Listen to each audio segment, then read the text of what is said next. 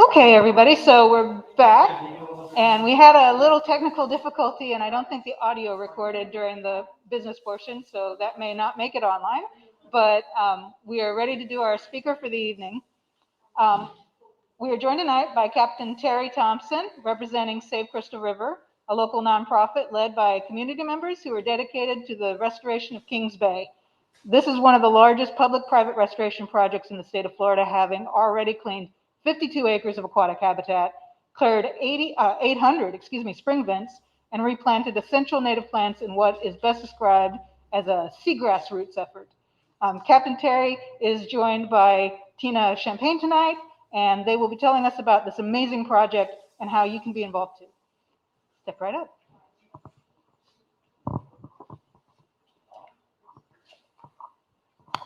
Thank you. Thanks for having us. She said everything, so we can go home now. No, we've been around for about 6 years. We started with very, very limited money.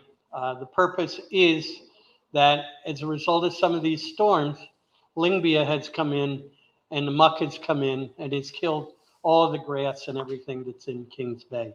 So if we can make this work, and this is really our first time doing this because we had an executive director who went and had twins last year and has decided that with cobia, it's time to retire. So she presented this, and we're now going to carry on with it as we have. I'm the treasurer. Tina is in charge of fundraising. So we came here to tell you basically what we're doing. We love plants too, obviously, but ours can never get too much water. I mean, that's the one difference about what we're doing. What we want to do is, our goal is first we want to remove the Lyngbia that is accumulated. Then what we do is we replant it with this native eelgrass. Then we protect it and maintain it over the years. With that, then we try to prevent any more incoming pollutants. And it is the pollutants that are causing the problems. We fight against things that are coming into Kings Bay that could conceivably cause additional problems. You mean septic tank type pollution or what? Well, the city, yes, the city is in the process right now of converting a lot of the septics to city water and sewer. So we're thankful for that part of it. All right. On the northern end, they're in what's called Indian Waters. They're doing it. On the southern side, they're doing it also.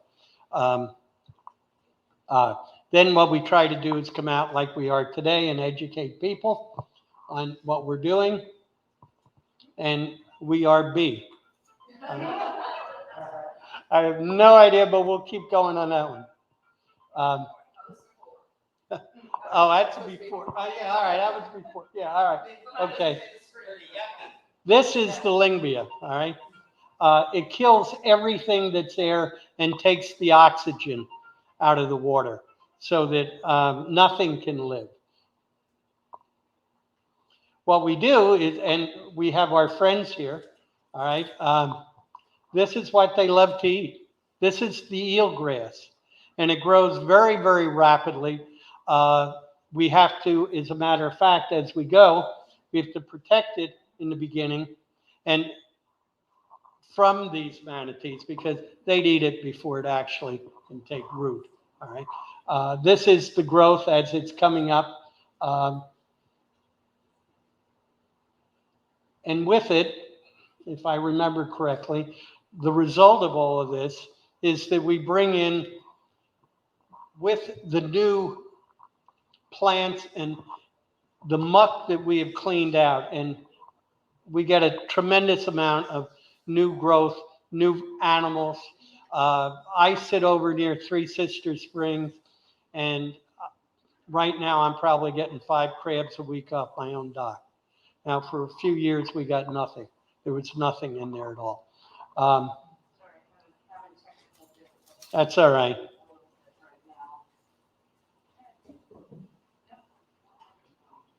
Okay.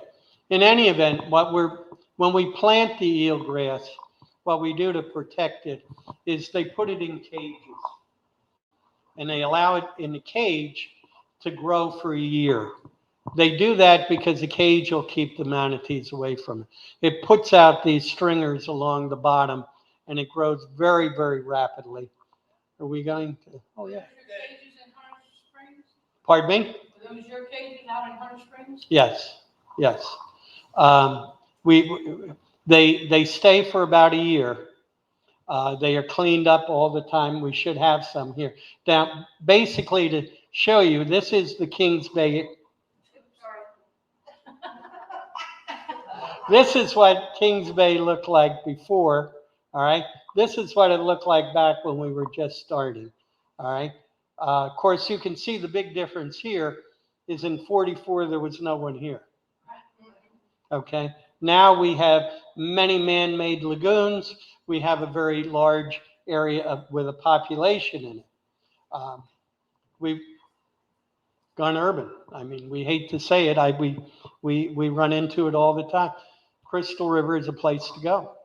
I mean, we had a pandemic, we had COVID, and what did everybody do? They went outside, and they got away, and they all came to Crystal River. We're getting increased runoff, we're getting increased nutrients, we're getting more algae. We have to watch out for, as you say, invasive things that are happening. Not just sewer, but projects that might develop along the area that would cause additional pollution.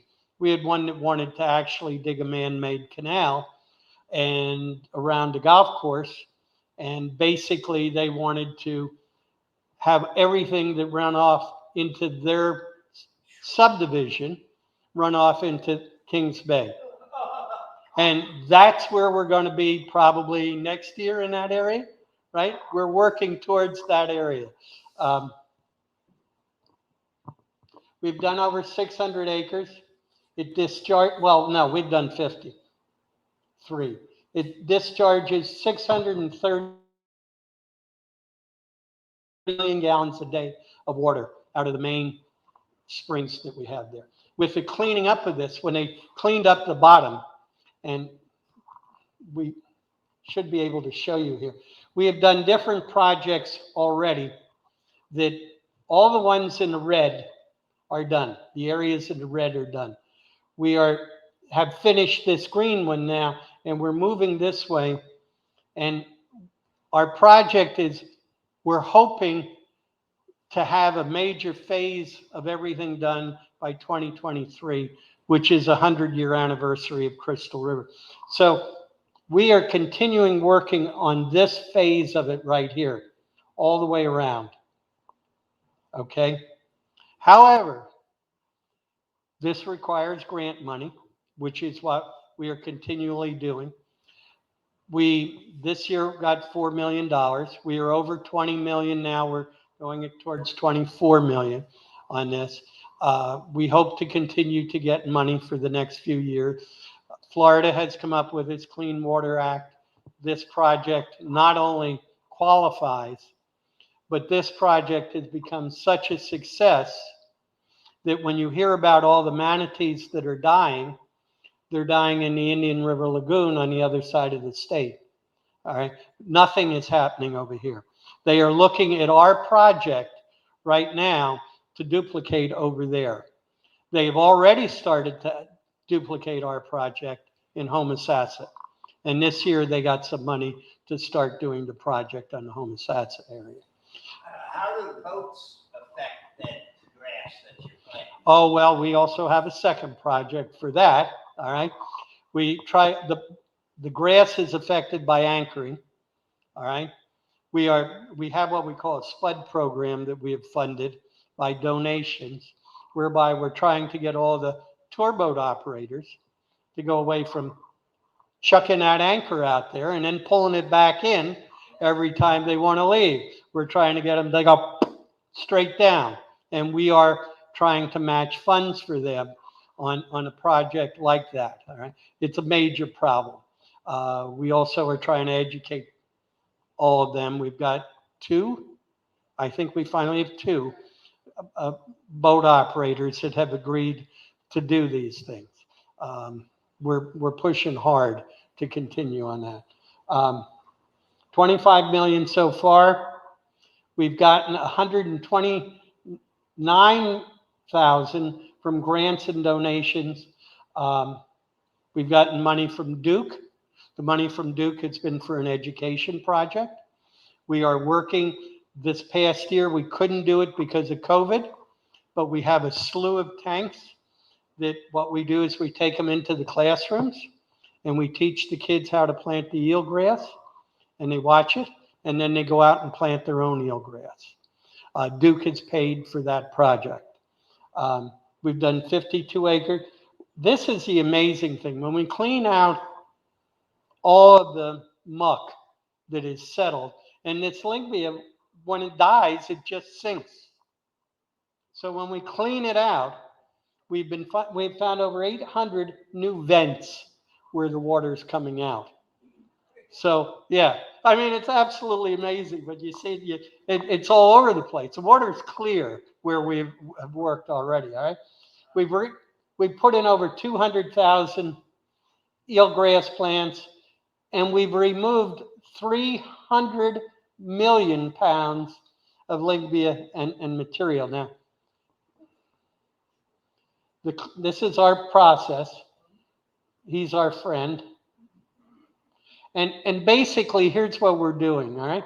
We have contracted with a large contractor named Sea and Shoreline that have experts, biologists in this field, and understand what they're doing. And what they do is they provide divers. And these divers, basically, they're usually 2 to 3 to the boat, all right? They take these hoses down into the water with these things on them. They're vacuuming it out, all right? And it comes up here to this great big pump. And right now, if you're familiar at all with the area over there, Kings Bay Drive goes over what they call the Humpback Bridge, and then comes around to Port Paradise. It's a loop road, all right? And right when you go across there is a place on the right, a point on the right called Schatz Island, all right? Schatz Island is where all the processing is currently being done, all right? We will be moving that this winter or next winter over towards the plantation, because we're going to be closer in that area. Because what we do is that pumps it all the way out to Schatz Island right now from wherever they're working. And where does it go from there? Just this. Nice of you to ask that one. Here we have, and this was our first setup place, which happened to be behind SunTrust Bank when we first started, all right? It comes in, and the best to try to point it out, I think. This whole area is a big enclosed with berms around it area with non-permeable plastic sheeting on the bottom of it, all right? These are 40 by 100 by 10 foot tall permeable bags. And so what they do is they literally pump it into these bags. The water permeates back out through the bags, goes back down here, and then is pumped back into the water, all right? This stuff here, once it's filled up, they move to the next one, and what they do is they'll cut this bag up, and they'll send trucks in, and it's taken out and used as fertilizer. So it's not wasted, it's used, all right? When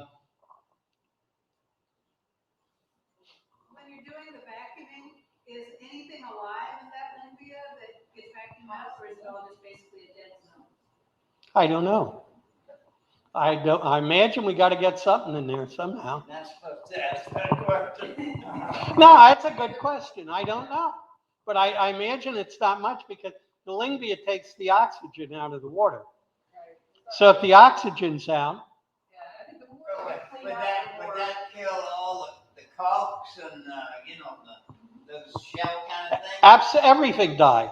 We have seen, All that? yeah. Yeah, we have seen tremendous growth come. New fish are back in the area. Like I said, I have crabs. A few years ago, the first crab trap I remember seeing was out at the end of the channel. I mean, it actually got so bad that the crabbers were running all their lines way out at the out into the Gulf. All right, now they're running up and down the river again. Which is good to see. Has this process replaced those big machines that bring it up on the, Yes. Yeah. I haven't seen them in years, Yeah. so this replaced those Weight melting or whatever. Yeah. conveyor belt. Yeah. Yeah. This works much better. Oh, yeah. So that pump's not toxic? Mostly, Yeah, it's basically just. Here's what when we started. We started with planting a little few of these things, and Sea and Shoreline has their own nursery, so to speak, that they grow all of these things in and bring them out. And then once we get them in the water, they start growing. Now, they give off their leaves every winter, all right, and grow new ones. You had a question, I don't think you. Oh, I'm sorry. He was no, I asking. just asked if that muck was not toxic. No. People, like, I know that people had, skin allergies to it. If you put it in If the you water. get sensitivity. Yeah, to it. sensitivity to it, I guess. That's good, but at least the runoff had less in it than you would think. Oh, well, let me go back to that one. That's the cage. All right, it's a round cage, about 2 feet high, about 3 feet wide in diameter. All right, and that's when they're coming up in there. It gives it time to root, is that the? Yeah, and then they run runners out underneath the soil. Yeah. Now this is amazing. This is a run out near where I am, and look at all of this grass on the bottom here. And this one was over by Hunter Springs, wasn't it? This one, I don't remember. Yeah, this one we didn't even plant it in this area. It just took off and went wild, and it's out there now, all the way out across where Kings Bay Park is. That whole bottom there is getting that way. That looks like the Chassahowitzky River. It's Yep. all that grass that's growing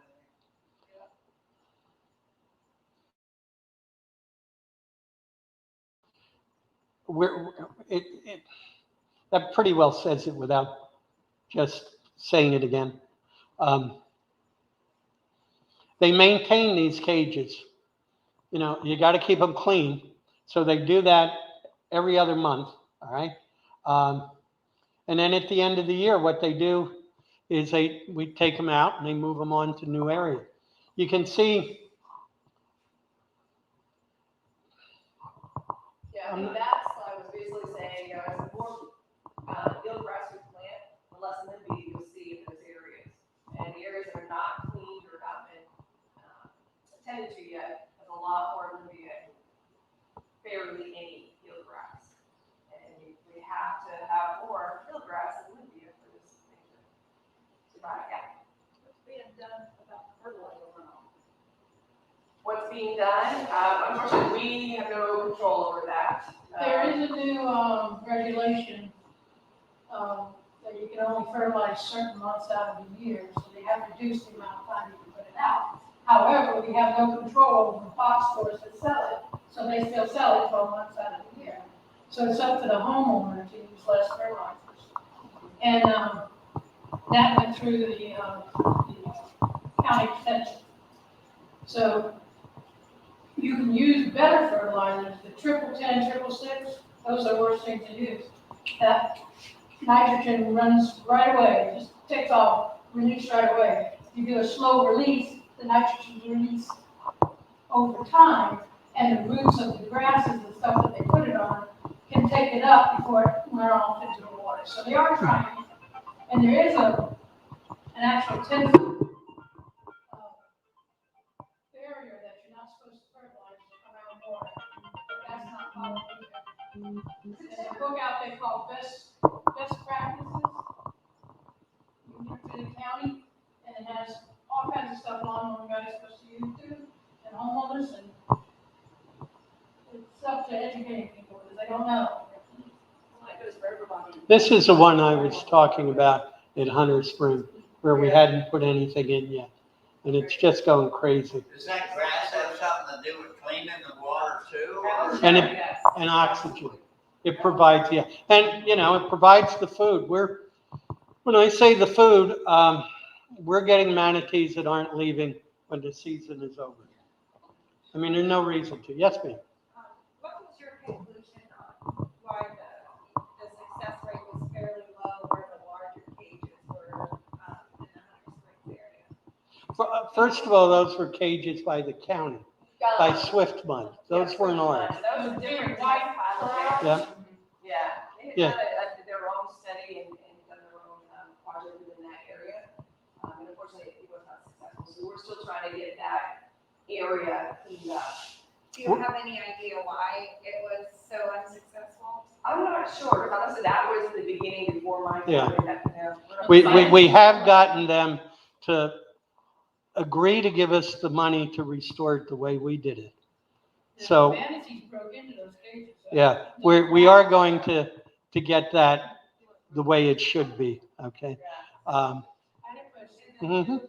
You said they go. You're an expert. You're not allowed to ask me questions. You said they go out there with those vacuums, that's only in the designated area. What about all Olympia that's down through the canals where the homeowners live? That we do the canals. And all the- We've done all the, oh my God, do they do every canal? I noticed a lot less. Yeah, now, This year's not been nothing, 3 years ago. now, over where you're working, all right, we're working our way there. That may be next year before we get over to where his I'll house wave is. to you. Not me, I'm not gonna do it. How deep I is wait that for you. crap that vacuuming out? I- Couple feet? Some of it had been 4 to 5 feet deep. If you've ever removed muck, it is the nastiest job, the stinkiest job. And you can't even, you have to use pitchforks, and only gets half of it. Because the rest is drains through the pitchfork. Your first, I would say it's amazing to see this happening. What steps are being taken to make sure the areas that are restored stay restored? we have a maintenance contract. We go back and, that's part of what we're doing, is maintaining them as we go. Luckily, we hope this state money stays available. As you noticed, we had, in the very beginning, we have a lot of grant money, and then we have some donations, all right? The grant money is specifically, it's specifically set up for the purpose of doing the work, all right? As a matter of fact, we have, with the leaving of the lady that was the executive director, and we were only using her part-time on a contract basis. So we have no one as a salaried employee at all. I mean, we are all, like you people, we're volunteers. I mean, we're in it to make it happen. And I'm gonna let, in a minute, Tina explain some of the fundraising things that we're doing. We're trying to keep going because remember 10 years ago, well, no, I guess we'd have to say 12 years ago when all of a sudden we had the first stimulus package and it was, we want ready, ground ready jobs, you know. Oh, yeah. Remember that? The S Shovel story. rip. The S story. Yeah, you know, it's gotta be, we're looking for those that are ready to go, all right? Well, that's what we're trying to do with some of the donations we get. It's because the big holdup that we run into is it takes a while to get permits for these things.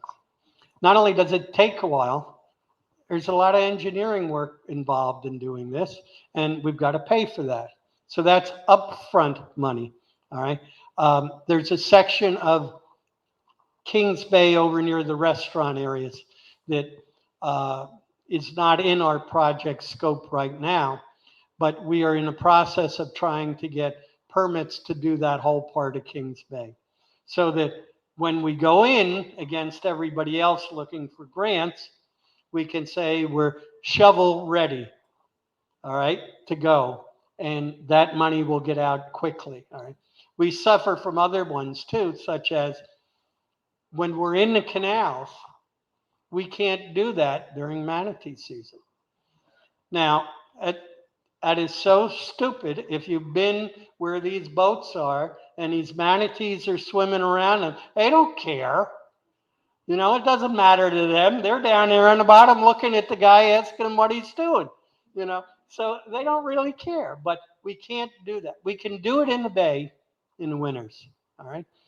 But based on the way they are now, you've got to be approved in the legislature, all right? And then signed by the governor.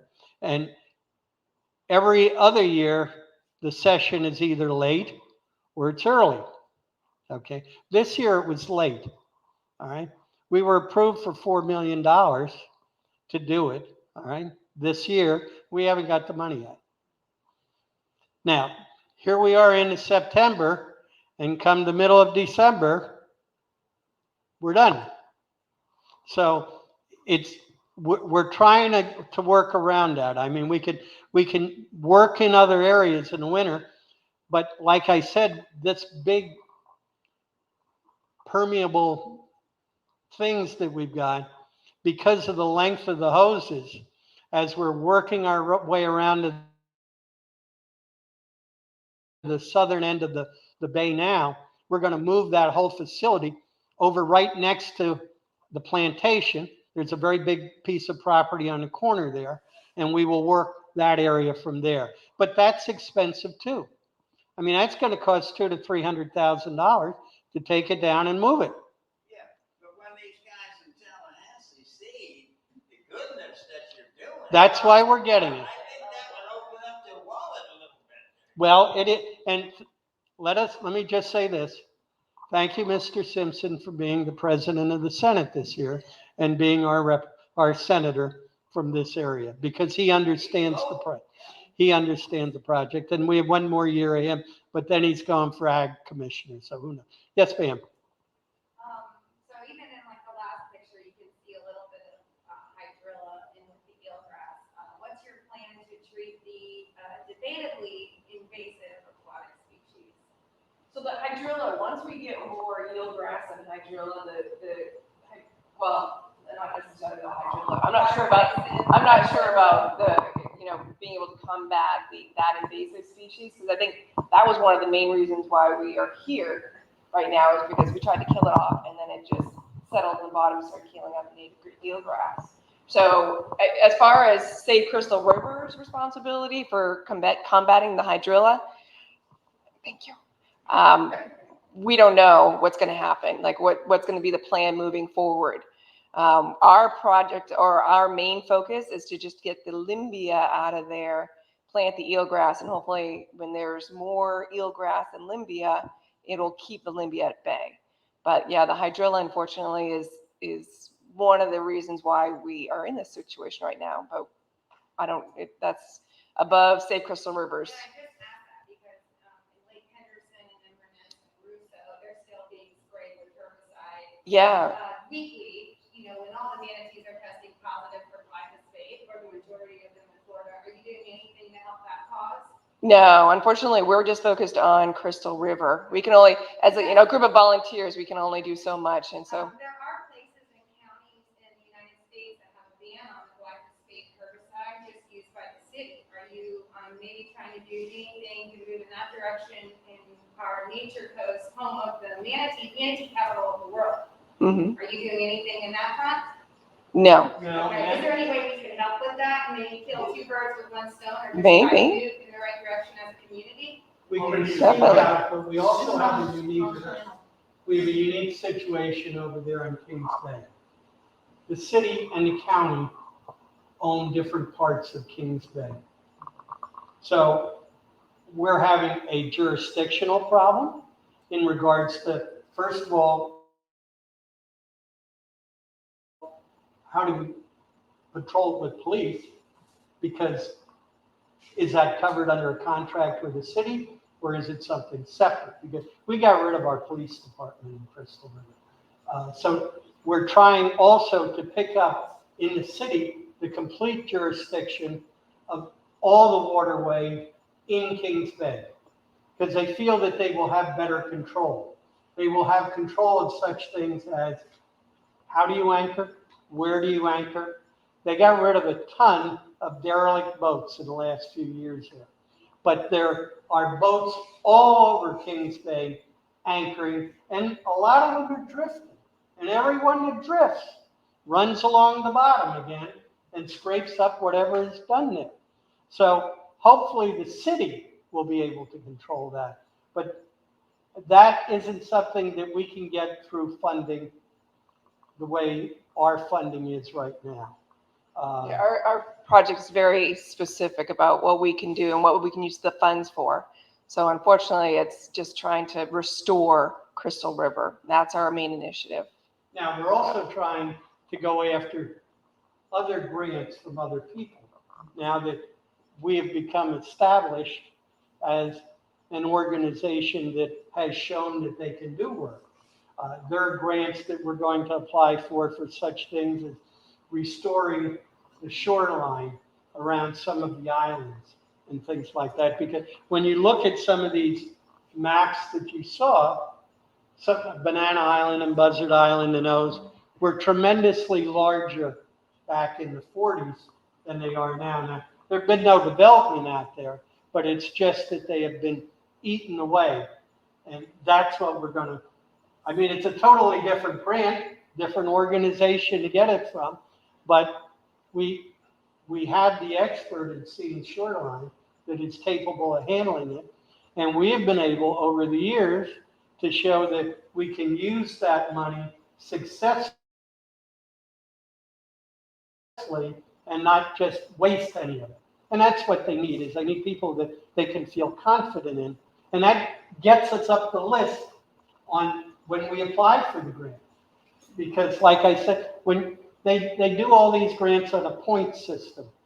In other words, you give so many points for this and so many for that. And if we go in with our permits, that's a lot of points. So that when they're rating us against someone else going in for a grant, we come out pretty good on these things. And that's what we're trying to do, is even more. And thank you for everything you've done so far. I think just when you're getting questions about like maybe homeowners and fertilizer and the things that I'm asking is, we do thank you, and I think a lot of the residents would just love to see a promotion of healthy waterways and other aspects than just restoring it and not really going at the causation of how to make it more sustainable for the future and with our growth and things like that. So maybe just. Yeah, no, point well taken, and I agree. It's true. And we need to educate people about, how did we get here? What are we doing to fix it, and how can we keep this from happening again in the future? Yeah. What you've already done. Yeah, definitely. Well, Thank we're you. trying. Thank you. I'm curious, you mentioned these islands getting eaten away. What would be doing that? Manatees. Waves from the boats.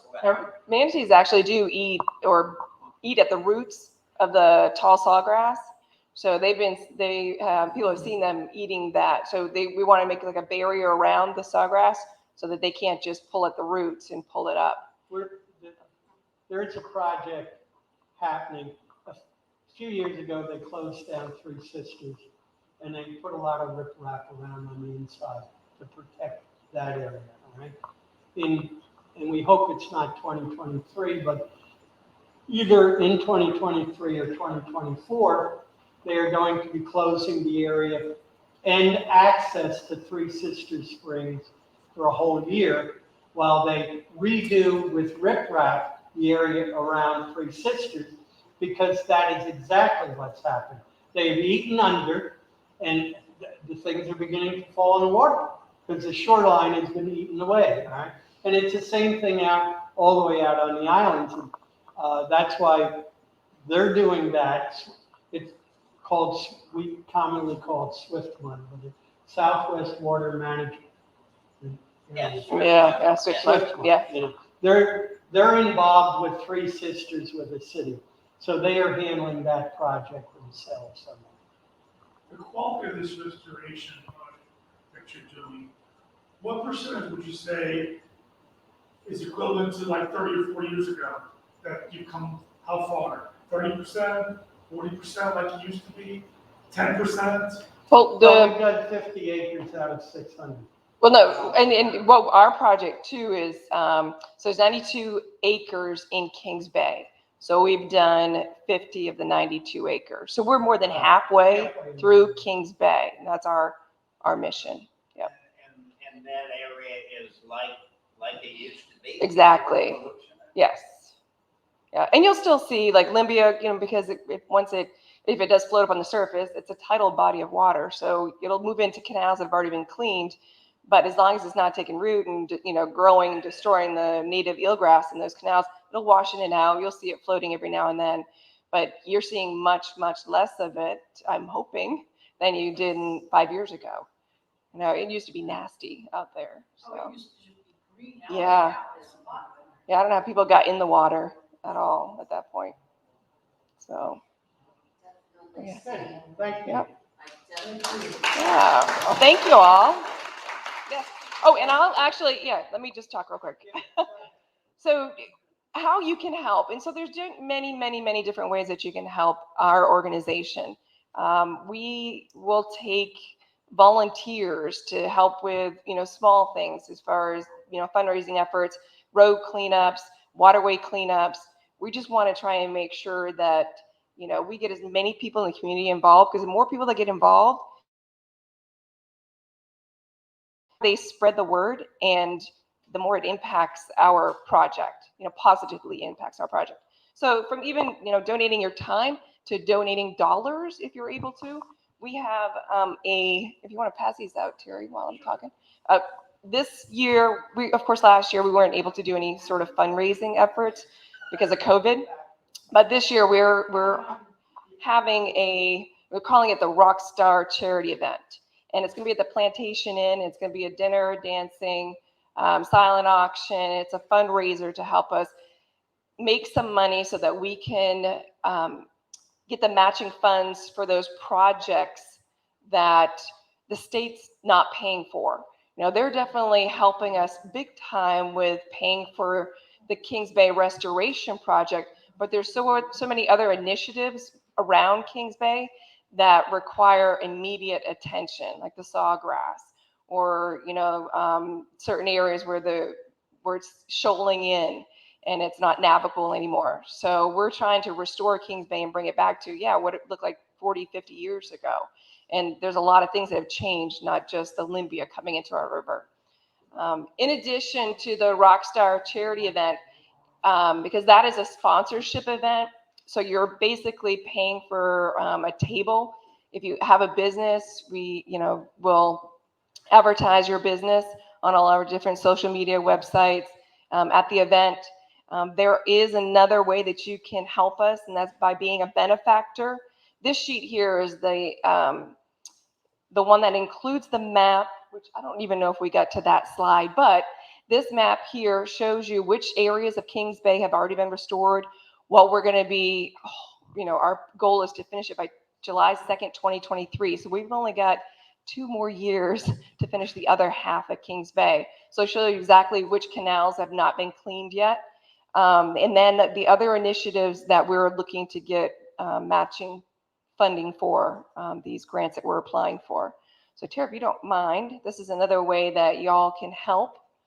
And we do have, those cards that I handed out in the beginning on the back, if you've got a smartphone and the QR reader code on your smartphone, if you read those codes, it will show you some of the videos of our project. And it's really good information. It's, the best way to educate people about our project is just to show them the videos. Because as soon as you see what it looked like, what we're doing, to fix the situation and what it looks like now, it, they say a picture's worth 1,000 words, a video's worth 10,000. So watch videos; they're very good. And then of course check out our website. There's also additional information on our website. Any more questions? I just want to add one thing. Yeah.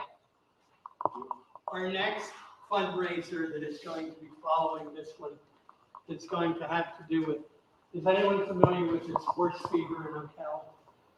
All these fiberglass One person. horses they've done for years over there. All right. Well, we're going to initiate one of manatees. So you will start to see, and around a year from now, all right, these 5-foot high manatees made out of fiberglass, painted whatever way they want, okay? And you will know that those are the people that are helping us in regards to doing that. So it will be very interesting to see them. I mean, it was tremendously successful in Ocala. There are places, I grew up in Woodstock, New York, they did guitars, very appropriate. You know, there are cows, there's pigs, there's everything, you know, they're starting to, but you do what works in the area.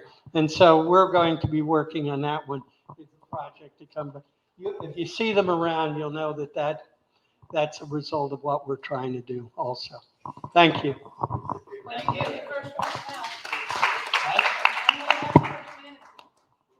is going to here. Thank you for having us. Thanks for all the good questions and bearing with us, not the scientists. I've been here 35 years and I've seen it. And You saw the good, you saw the bad, and now it's better. Yeah, this is the, never seen so few people. But yes, thank you, Terry, and thank you, Tina. This is a great project that really shows a lot of hope in addressing the invasive species that we're dealing with. Thank you. Yeah. Yeah. So before we finish for the night, we will finish our plant drawing. If everybody still has their tickets, please get them out. And I do want to remind you that the sign-up sheets for our volunteer events and for our field trips and everything are at the back. So make sure to check those out. And if anybody wants to stay around to help put away the chairs and put the tables up, I'd be happy to have a little help. But so we're going to go. We have 18 more plants, I believe. Oh, and Barbara, did you have something? You wanted the microphone? Oh, I sat too long. I think sounding. Okay, I just wanted to bring it to your attention. If you're wanting to identify all the wildflowers that you're seeing out on the roadways, in the woods, on the hikes, this new book, it's a complete guide to Florida wildflowers. Excellent book. It's by Roger Hammer. I got it at Barnes & Noble in Ocala. I don't know what I paid for it, $30. But it's excellent. The photographs are beautiful, and there's plants in here that I didn't even know existed. So if you're looking for a book on wildflowers, this is the one you want to get. It's color-coded. Oops, sorry. All color-coded. So your flower, if you see a pink flower, you go to the pink section, see if you can find it. So it's real easy to use. Good information. It has some history on each plant, how it was used in the past, maybe with medicines and stuff like that. So it's just so educational. I've been reading it and I just can't put it down. The other thing is, I mentioned the barber's bits. Okay, a new year after a year and a half of whatever this was. Do you want barber's bits to continue before the meetings? Yes. Okay, I guess that's my answer. If you have any suggestions for a subject, get it to me or send it to Sue or Thea and they'll let me know. Okay?